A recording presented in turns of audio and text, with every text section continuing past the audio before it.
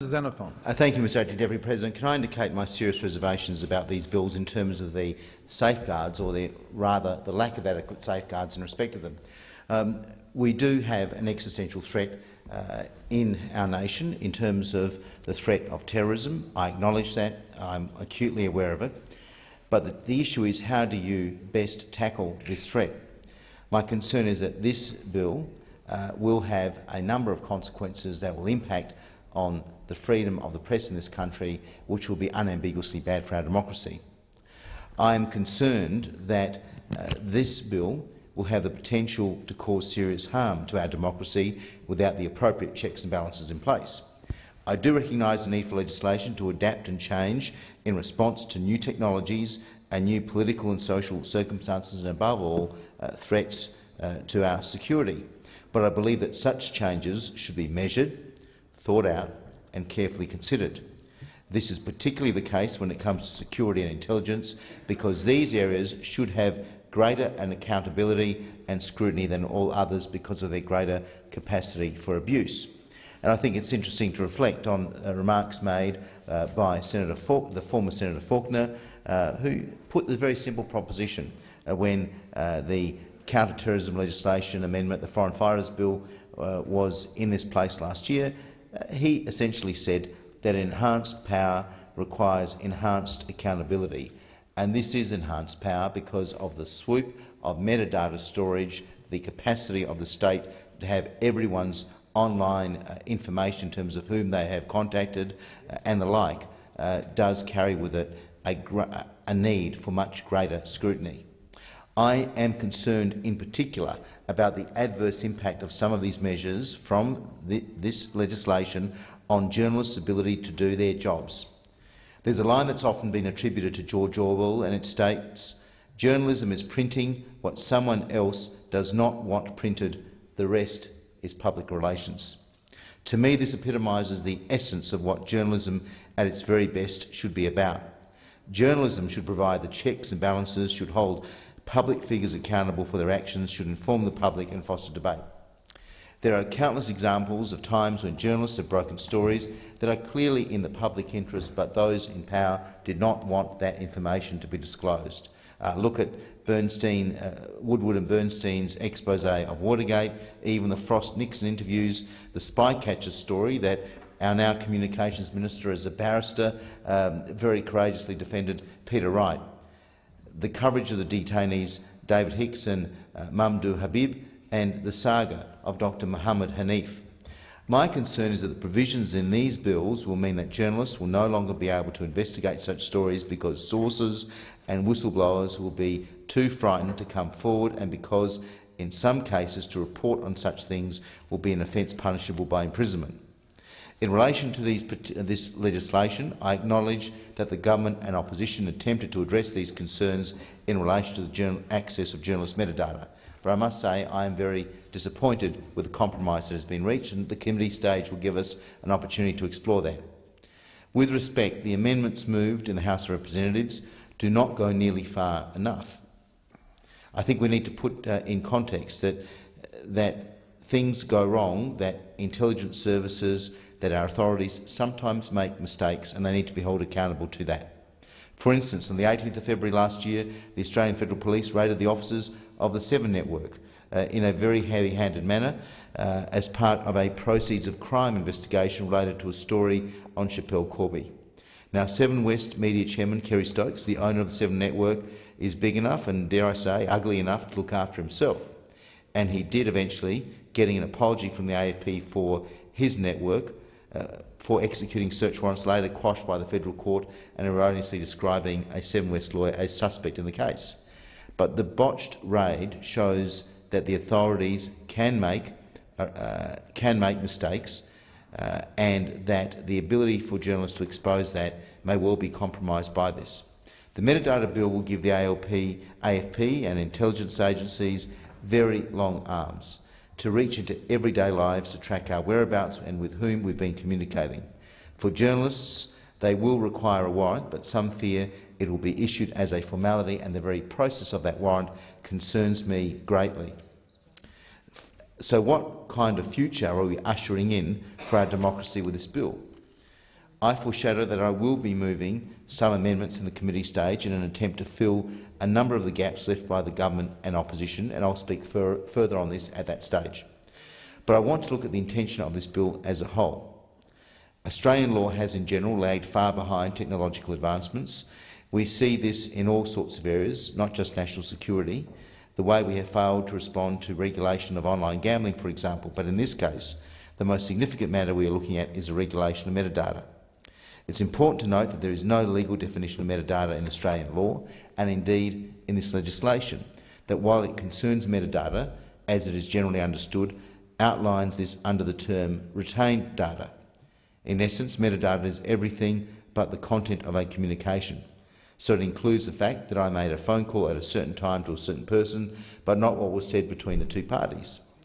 When you browse the web page, however, the distinction between content and metadata disappears, because it's all machine-produced and machine-understandable information about web resources. It's all metadata. As Professor Clinton Fernandez from the University of New South Wales Centre for Cyber Security said a few months ago, metadata can be incredibly intrusive. For instance, if a woman rings her GP and then an abortion clinic and then her mum, but not a boyfriend, you can probably figure out what's going on. That is incredibly intrusive. Examples of metadata include the email address, the phone number, the voice over internet protocol number, the time and date of the communication, the general location information such as cell tower data, information about the duration of the communication, the names and addresses, home, postal, billing, if they're different, of the parties. Under current law, law enforcement agencies do not have to get a warrant to access metadata. They do, however, have to get a warrant to access content. Further, there are a huge number of organisations that can request metadata, and some of the examples that I've put out over the last couple of years include local councils, parking enforcement services and the RSPCA. Now, I acknowledge that this bill tightens that access to law enforcement agencies, although organisations can come under that umbrella term if designated by the Minister. But my question is, why shouldn't warrants be required for access to any metadata? But more importantly, why shouldn't there be much stricter safeguards and protocols for journalists who are an essential part of our democracy? A free press is at the very foundation of a democracy. Now, of course, the police should be able to access metadata when investigating serious crimes or a terrorist plot in the making, and indeed they should be able to access that information quickly and efficiently. But why should journalists and whistleblowers, who invariably want to expose malfeasance, corruption or waste in government, be subject to the same rules as ISIS or Daesh? Indeed, there are increasing calls from citizens around the country that the government shouldn't have the right to access their data willy-nilly, and that was the response that I got for an article that I wrote for the Drum not so long ago. The extent of information that can be gathered through metadata and the conclusions that can be drawn from it mean that in some situations content is almost superfluous. Now, the arguments put forward by some of my colleagues in this place, Senators Ludlam and Lionhelm in particular, have clearly dispelled the myth that metadata is less intrusive than content and so can safely be subject to a lesser level of control and scrutiny. And the fact that it's both Senators Ludlam and Lionhelm at perhaps very different parts of the political spectrum indicates that this is an issue that goes beyond ideology. Many people are unaware of the scrutiny their information could be subject to both now and under this proposed legislation. The government is in effect asking the public to trust them with this information, to trust that it won't be misused or abused, even though there aren't any measures to protect against this, as I see it. Historically, blind trust in government hasn't worked out well for democracy in general and individuals in particular. The key potential drawbacks to the public interest advocates, the compromise that was reached between the government and the opposition, are firstly, the public interest advocate cannot disclose any confidential information to the affected journalist or receive instructions from them about how to deal with it, thus limiting the journalist's ability to test any adverse evidence. Secondly, the playing field will be skewed in favour of the authorities. Unlike the authorities, whether it's the police who have the resources and researchers and analysts, public interest advocates will lack the resources of an ordinary legal team for the purpose of mounting a proper case in secret. Thirdly, unlike the police or those seeking the warrant on the journalist, who have a long corporate memory. The lack of a searchable database of secret judgments will mean that individual public interest advocates are unaware of what arguments are likely to sway the judge who decides whether to issue the warrant. Fourthly, public interest advocates may well have no power, as I see it, to call witnesses. And finally, the tactic that could be used of prejudicially late disclosure may eliminate the public interest advocate's practical ability to call evidence. Contrast this bill with the approach in the United States of America, our closest ally, and no one can question their seriousness in tackling terrorism and tackling threats to their citizens, particularly after the calamity, after the terrorist attacks of 9/11. After a bungled attempt to obtain metadata from the Washington Bureau of the Associated Press some 2 years ago, US Attorney General Eric Holder issued comprehensive guidelines and protocols to protect journalist sources.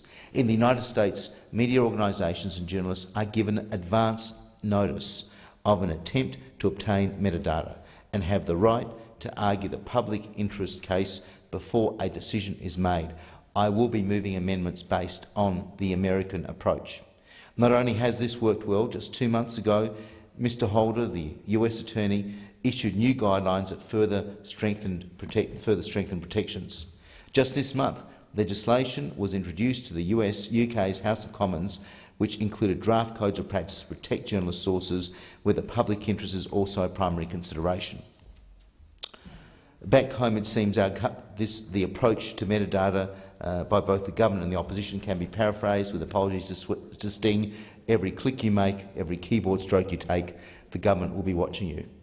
I just wanted to reflect briefly on the most recent terrorist attack that this country has had, and that relates to the awful events of the Sydney siege. Some people say that Manharon Monis was a madman. Well, he may well have been a madman, but he was also a terrorist. He fulfills all the definition of a terrorist. I still do not understand why this man, with his appalling history of taunting the families of Australian soldiers, those who died in service overseas, who taunted them, did not continue to be on a watch list. Why this man, with a long history and string of sexual assault matters before the courts, was not still on the watch list. Why this man, who was charged as an accessory before the fact of the murder of his wife, was still in the community, and why this man, who praised the work of ISIS and other terrorist groups and jihadists, was allowed on the streets. That doesn't involve metadata.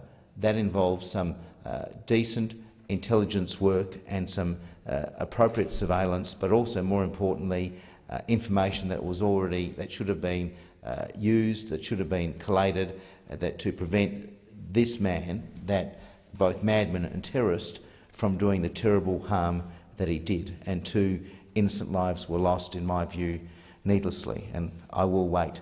Of course, we need to wait for what the New South Wales coroner will say. Mr. Acting Deputy President, these are important matters. These are important matters. I apologise, Mr. Acting Deputy President. I was looking in the direction of Senator Collins, and I'll blame her. Can I indicate that the impact of this legislation on the free press in this country, in my view, will be chilling. We fail to have the same sorts of safeguards that the United States, our closest ally, has, or indeed the broader safeguards that have been are in the process of being adopted in the United Kingdom. For that reason, I'll be moving a number of amendments. I look forward to the committee stages of this bill, but I am deeply, deeply concerned that our democracy will be weakened as a result of the chilling impact this will have on journalists to do their valuable work.